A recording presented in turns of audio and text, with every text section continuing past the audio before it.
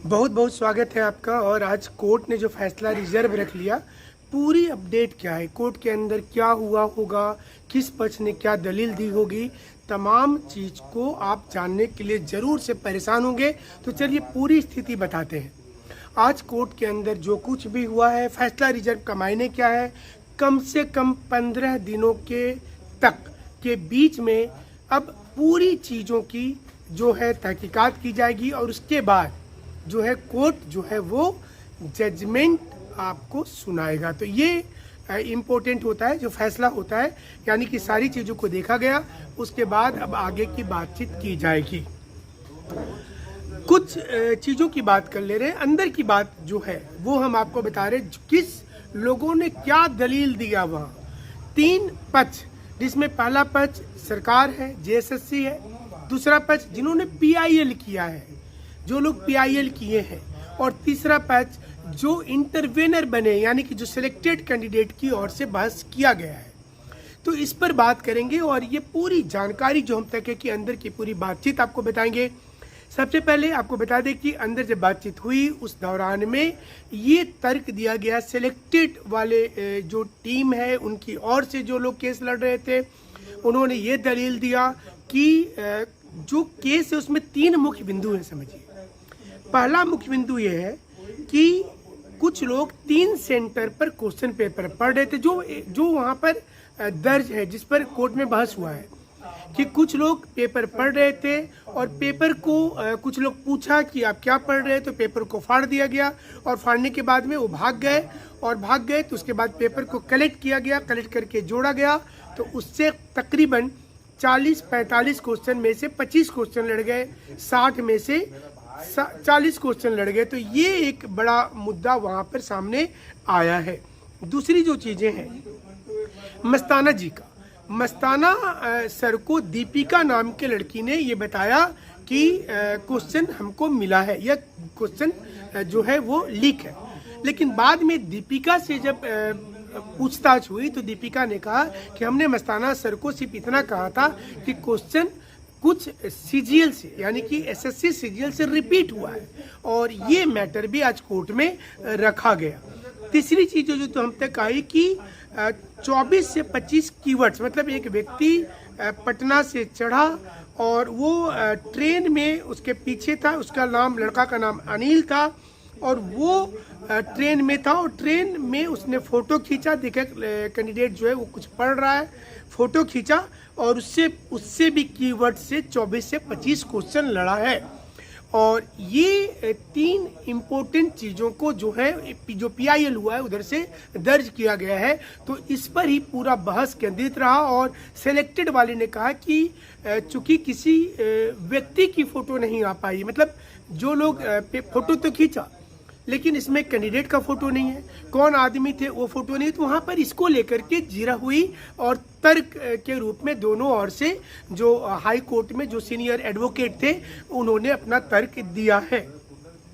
और देखिए, ये 16 सितंबर को सिलेक्टेड वाले इस केस में जुड़ गए इसी साल में, और उसके बाद कई हियरिंग में 7 बार बहस चला इसको लेकर के, और इन्होंने अपना तर्क वहाँ पर दिया है। लेकिन जो पीआईएल हुआ है उसमें ये सीधे तौर पर किया गया, उनकी जो पॉइंट थे कि सीआईडी ने जांच पूरी नहीं की किसी भी हालत में, नेपाल वाला जो एंगल था जहां पर लेकर के जाया गया था वो इम्पोर्टेंट है, बाद में पैसा लिया गया, ये भी जो थे अजीत सिन्हा जी और अजीत सिंह जी, उन्होंने कहा कि बाद में पैसा लिया गया है। तो ये भी समझने की चीज़ होगी कि बाद में पैसा तभी लिया जाता है जब उसका काम हुआ होगा। तो इधर से वो दलील थी। हम इसी चीज़ को बताने की कोशिश कर रहे हैं कि किसमें कितना दलील में किसका तर्कपूर्ण है, जो सच्चाई बात है। चूँकि हमारे और आपके बोलने से जजमेंट नहीं बदलेगा, फैसला रिजर्व है, यानी कि कम से कम 15 दिनों तक की मोहलत आपको मिली है। 15 दिनों के अंदर ही रिजर्व फैसला को अमूमन सुनाया जाता है। और ये हाई कोर्ट में, सुप्रीम कोर्ट में एक दलील ये भी सुप्रीम कोर्ट के मैटर को भी लाया गया, जिसमें ये बोला गया कि जब नीट का पेपर जो लीक हुआ था उसमें सीबीआई जांच भी हुई थी। सीबीआई ने बोला था कि कोई सिस्टमेटिक नहीं दिखता है लीक पटना से और हजारीबाग के कुछ सेंटर से ऐसा लग रहा हुआ है। तो सुप्रीम कोर्ट ने जजमेंट में कहा था कि अगर लीक सिस्टमेटिक नहीं हुआ है तो आप कुछ को डिबार करके, कुछ को हटा करके आप रिजल्ट जारी कर सकते हैं, बशर्ते बाद में इस पर प्रभाव पड़ेगा, जो लोग पकड़े जाएंगे उनको निकाला जाएगा। तो ये भी बड़ा इम्पोर्टेंट है, ये भी दलील दी गई है।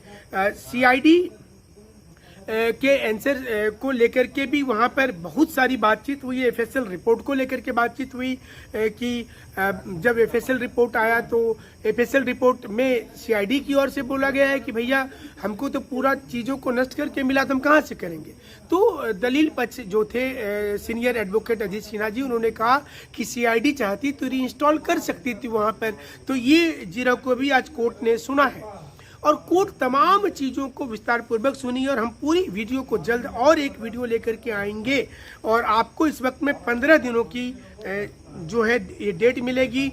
मस्ताना जी वाला एंगल जो है वो वहाँ पर चला गया कि वो फ़ोन पे बोली थी कि क्वेश्चन पेपर था, और इसी क्रम में जो CGL का जब जिक्र हुआ तो लोगों ने 2018 का 19 का पेपर को रटना शुरू कर दिया लिख करके। ये तर्क दिया गया है वहाँ कोर्ट में कि वो रटना शुरू कर दिया कि हो सकता है उससे भिड़ जाए। जब लोगों को ये पता चला कि 21 वाले एग्ज़ाम के दिन में, जो 21 सितंबर को हुआ था, उस एग्ज़ाम में पेपर आया है और CGL से लिया गया, सेंट्रल CGL से लिया गया है, तो फिर इसका दूसरा पक्ष के लिए तुरंत से बातचीत शुरू हो गई और उसमें ये चीज़ को बोला गया कि चलो रट लेते हैं। और उसमें बहुत सारे लोग चूँकि इसमें रटे होंगे, कागज़ में लिख के ले गए होंगे। एक थ्योरी वहाँ पर जो कोर्ट में जो चीज़ें गई हैं, जो कोर्ट में अलग अलग जो इसमें 3 कॉर्नर बनाइए।